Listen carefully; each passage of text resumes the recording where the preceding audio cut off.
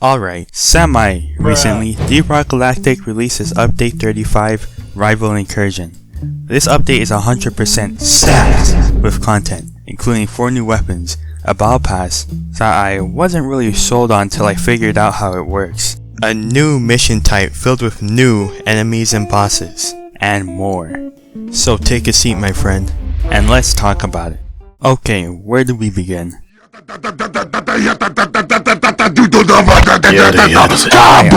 get it! The newest update added 4 new primary weapons for each class. Let me just say that these are some clean looking guns. I mean, just look at them. Yes sir? Yes sir. Each of these weapons come with their own unique stats and gimmicks that make them stand out very nicely from the rest. We got the NG's Lock 1 Smart Rifle, the Driller's Corrosive Sludge Pump, the Scout's Drac 25 Plasma Carbine, I might have butchered that, and the Gunner's Hurricane Guided Rocket System. The Smart Rifle is, indeed, pretty goddamn intelligent. It's your average semi-auto rifle until you hold the trigger. Then, it gives you legal aimbot. The NG really decided to slap sentient AI onto an AK-47 and call it a day. NGs really find the best way to be completely lazy while still being useful. Work smart, not hard, am I right? Now, while the aimbot function is pretty cool, it seriously chews through your ammo. On top of that, the aimbot needs line of sight, so make sure you don't waste your ammo by locking on rocks instead of a Glyph's head. There's a pretty cool overclock that slows bugs you lock onto while making your aimbot slower. That could help with the issue. Same thing with seeker rounds, if it works how I think it does. Look, I don't have this gun or any of his overclocks, or any other overclocks. I really need to grind some details. Anyway, on paper, these overclocks seem pretty useful. The Smart Rifle is all around a very interesting and very fitting addition to the NG's arsenal. Speaking of interesting, Corrosive Sludge Pump. I don't know who the hell thought of this thing, but it gets the job done. It fires balls of acid that deal corrosive damage over time. If you charge it though, it fires a glob of acid that explodes into multiple fragments of goo. These puddles of nuclear waste linger on the ground and damages whatever poor soul steps on it. The Sludge Pump is extremely good at area denial, and it's probably the most ammo efficient of the lot. You can literally shoot a single glob and dance around it while it disintegrates the bugs. It sounds kinda silly, but the puddle also slows down bugs, so it actually seems like a viable way to kill smaller bugs while also conserving your ammo. And just like the rest of its primary, it completely ignores armor, which makes it even better. Still, who was bored enough to come up with this monster? It's almost inhumane. Then again, he also has nukes, so I can't really be talking. Now these next 2 I can actually go more in depth with, since I actually own them.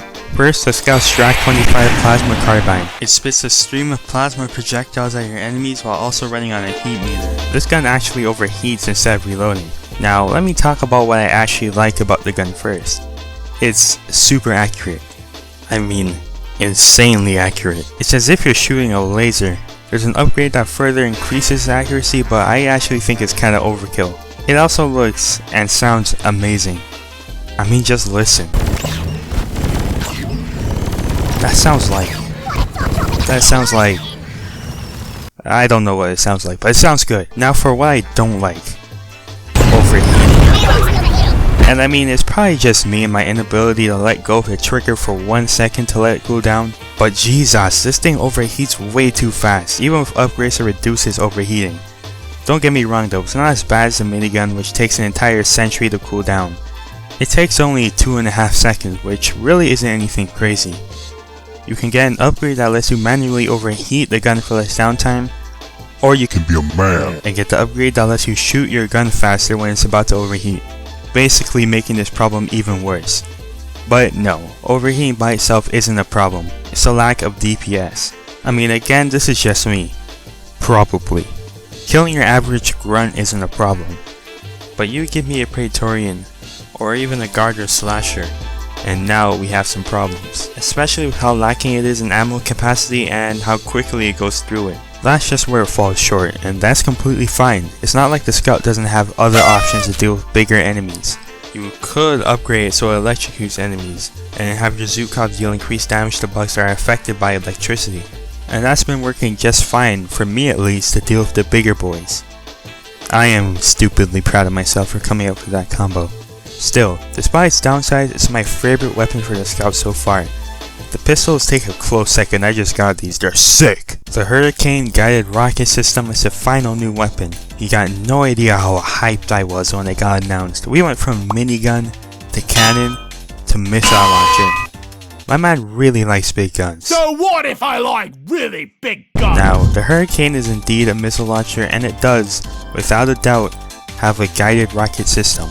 It follows your crosshair wherever you aim it, and I may or may not have wasted a lot of time playing with these rockets. It hits pretty hard and can be pretty versatile since you can easily redirect the rockets from one place to the next. How are you? One thing I really enjoy doing with this gun is shooting a bunch of rocket past any bugs, have them gather all up, and then unleash them onto enemies as if it's an airstrike. And with nitroglycerin rounds, which makes the rockets do more damage the longer they travel in the air, this can actually be a really good way to do a truckload of damage to a single target. I promise I'm not being biased because I'm main gunner, but I really can't think of anything I dislike about this gun. It's just fun to use. Would it be viable to use in a deep dive mission instead of the minigun or the autocannon? I don't know, but in most situations the Hurricane holds up pretty nicely. So pretty cool guns, eh?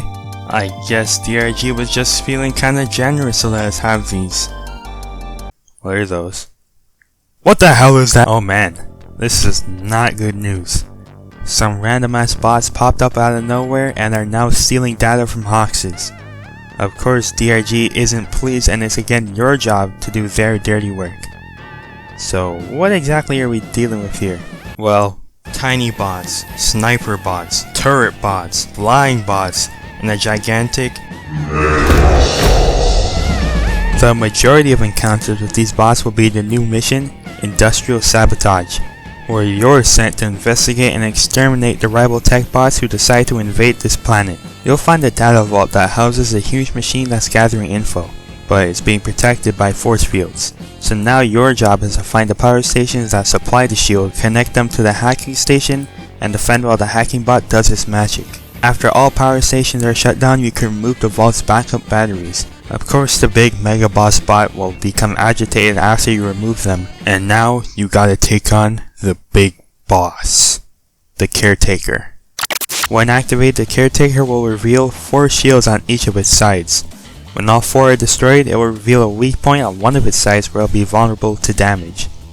The weak spot will open and close on random sides till you take out one segment of its health bar. Of course, the bot won't let you do this for free. It will summon patrols of bots to fight you, waves of large force fields that you'll need to dodge, and summon these robotic tentacles that'll smash you. Not like that. It's called hentai, and it's art. After taking out one segment of its health bar, the Caretaker regains its shields and will get more attacks, like spawning sniper turrets to seek you out, and pulse bombs that will spawn right on top of you. Sometimes they'll do multiple attacks at once, so you'll have to dodge force fields while also dodging bombs, while also getting shot by bots. Very fun. Once you destroy the Caretaker, you can then take the data rocket gathered from the vault and return it to DRG. Now you see mini bosses like Betsy and Corlock, or even a Hearthstone, and you think, yeah, that's pretty cool. But then you see a full-fledged boss fight. God damn. This is a good boss fight. It can be difficult while also not unloading a truckload of bullshit on you.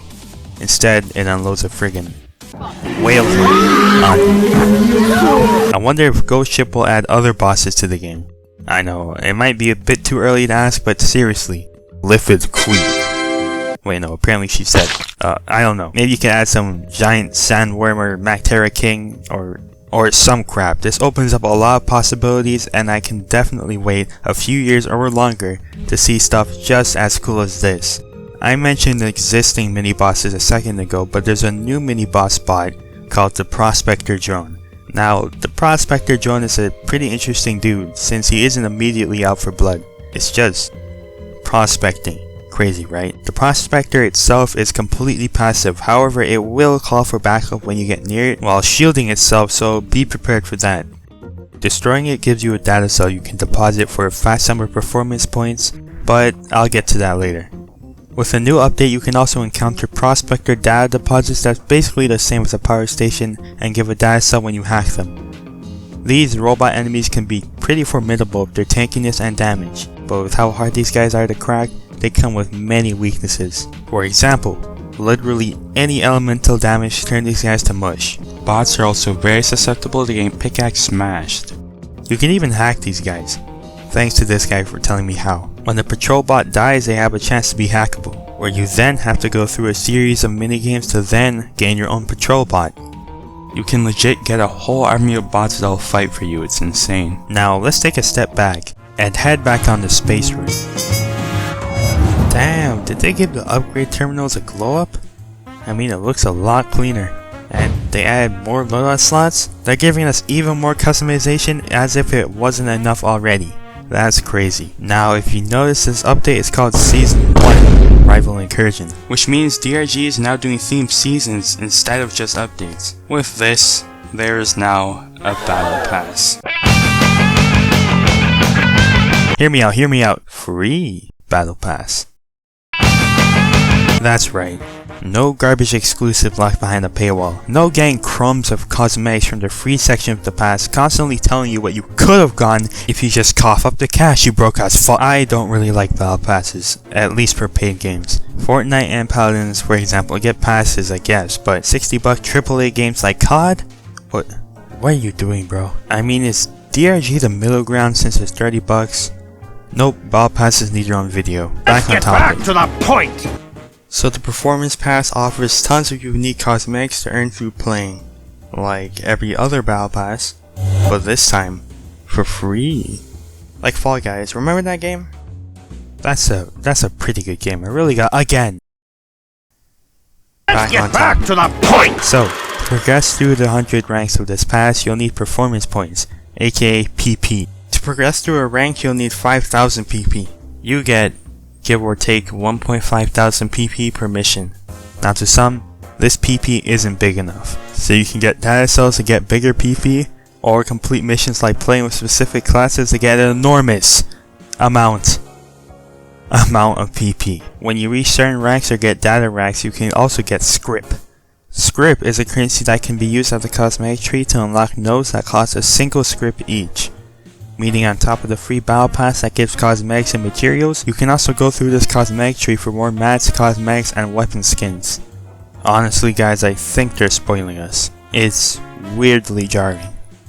And that about covers it.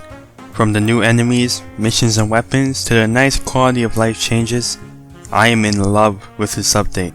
I mean, the future of this game is looking pretty good and I'm all for it. If you haven't tried this update out yet, then where have you been, brother? It's been almost 2 months. Unless you're here for the PlayStation release, that's a different story. It's now 2022, and with the new year, I'm setting up some goals. That's right, I'm taking this shit seriously now. 1,000 subscribers by the end of 2022. Baby steps, I know. And that's it, those are my goals. No, I'm kidding. Of course, to get these goals, I need to put out some quality content. I have an entire list of videos I want to put out this year, so another goal is making sure each one goes up. My last video did surprisingly well, so I gotta say, thank you. And I have a little more confidence in turning this channel into something amazing. If you didn't watch already, go do that. And you know, while you're at it, why don't you drop a like and sub, yeah? Alright, that's all I gotta say. Happy New Year, guys. Hope y'all are ready for 2020, the sequel. Later.